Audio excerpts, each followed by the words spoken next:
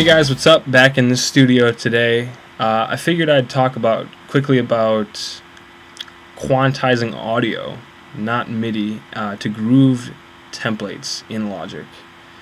So what I have pulled up for you guys today is a little bit more elaborate than usual. It is a project I'm working on with a band called Chalk, and we're focused here on this red track right here. This is a shaker part. And the problem that we're having is that the shaker part isn't necessarily lining up with the overheads of the drums, which I have placed here, right above it, conveniently. Why would I want to match those two up? Because the overheads are containing all the high-end information of the drum kit, the cymbals, the treble frequencies, and the shaker is also a treble rhythmic instrument. So I want them to really be together, right? I like the drum feel that we're getting already. So actually, I'll just play the song and you can get a feel for what I'm talking about here. So yeah, pay attention to how the shaker and the overheads, the cymbals are meshing together, if they're in time or not.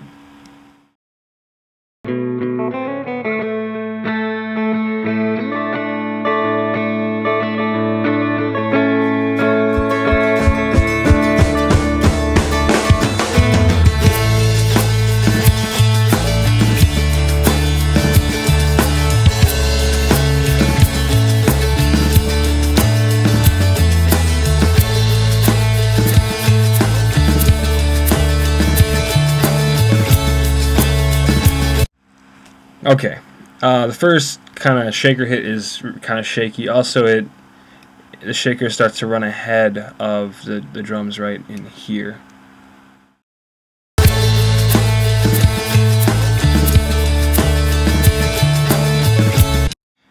Yeah, and then he comes back onto it. So we're going to see if we can fix this, not going ahead and manually flex timing. That'd be pretty laborious. I used to do it all the time, but I figured that this was easier.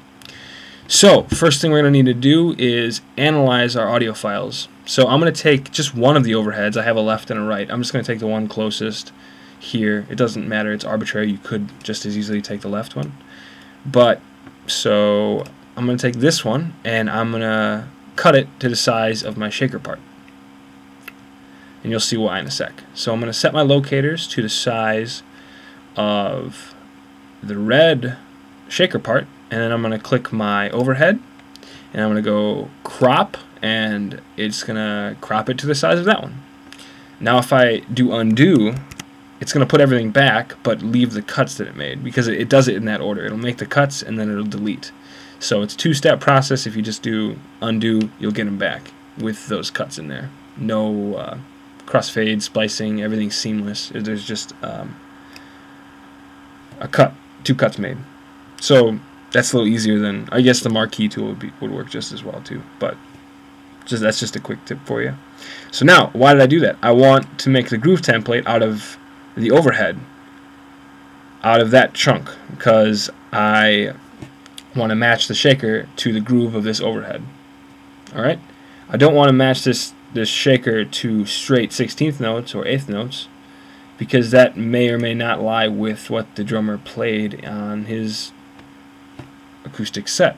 He may lie a little bit behind the beat or a little bit in front of the beat, and I want that feel, right? I don't want some overly quantized drum machine feel. So how are we going to do this? First off, we need to analyze our files. Let's go and turn Flextime on. I might have done that quickly. It's up here. And then I'm going to go down to my two files of interest, and I'm going to go to rhythmic here. There's a bunch of settings. Slicing, monophonic is for like anything that's, well, monophonic, vocals, things like that. Polyphonic would be chords, stuff like that, you know, piano, guitar, chords. These are your main ones. Rhythmic is obviously what we're going to want for drums. So it goes ahead and analyzes our file. And I've already done it with the shaker, so it'll do this fast. Now that we have everything analyzed, Logic knows, can now make a groove template out of this file because it's analyzed its transients. So let's go ahead and do that. With this file selected, I'm going to go up to the upper left of hand of the expector, and I'm going to go to Quantize and make groove template. Okay, and it'll show up right here. I already have a bunch of groove templates made here. Now it should be comp1 merged 18.3 in here. Yeah, and it's right there, the last one. So now, before we go ahead and apply it to our shaker, I should note that double-clicking on your file will bring it up in the sample editor. Okay, and if it doesn't look like this, it might look like this. You want the Flextime view, which is what this button here is. It's a little Flextime marker button. And once you press this, it'll bring up Flextime in the sample editor. And this is just showing you what Logic analyzed while it was going through your file, like you saw it do for my overheads there. Now, this little plus and minus, these plus and minus buttons are increasing or decreasing the number of transients, as it says right there. But what it's doing is basically saying, Logic, I want you to be more sensitive or less sensitive, with plus or minus respectively, on which transients you consider an actual hit of a drum, or a new note, I should say. So it might look, I know Logic's default settings are kind of sensitive for my taste, so they might look like this the first time you bring it up here. It might look like a bunch of lines, right? And we don't want really this, because the more transients you have Logic trying to line up, the more you're going to affect the original feel of the shaker, the original groove. So we only want it to line up the main beats, the quarter notes, basically. So I'm going to keep going, backing off on this until I got basically quarter notes and evenly spaced things. That looks good. Alright, now that I got that, we can close the sample editor, and we can finally apply our groove template. So now I'm going to select my shaker part, go back up to the quantize part of the inspector, and now I'm going to use my groove template that we just made. So I'm going to zoom in here on both of these parts. If you highlight parts and then hit Z on your keyboard, it'll zoom in to those sections.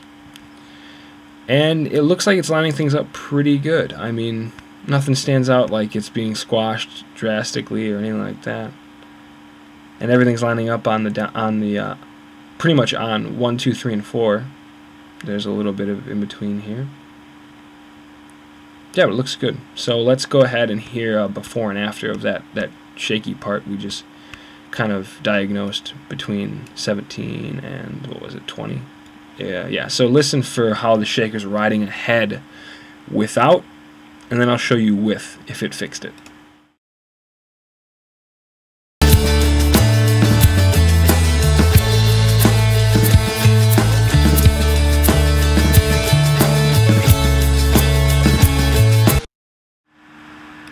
And now with our groove template.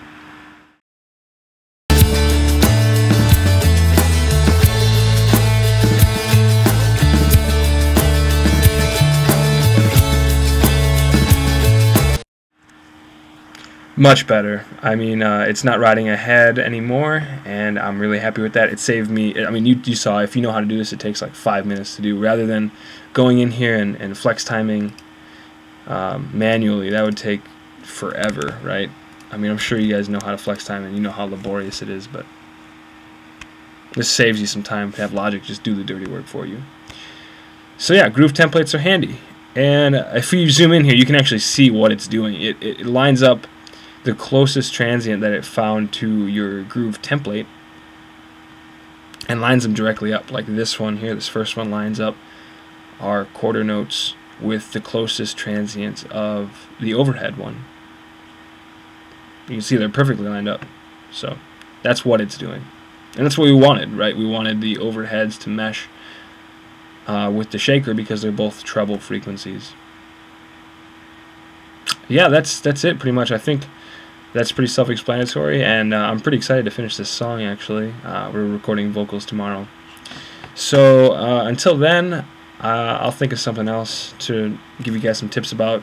I got Nexus 2 a little while back, so I'll probably talk about some synths next time. But I'll see you guys later.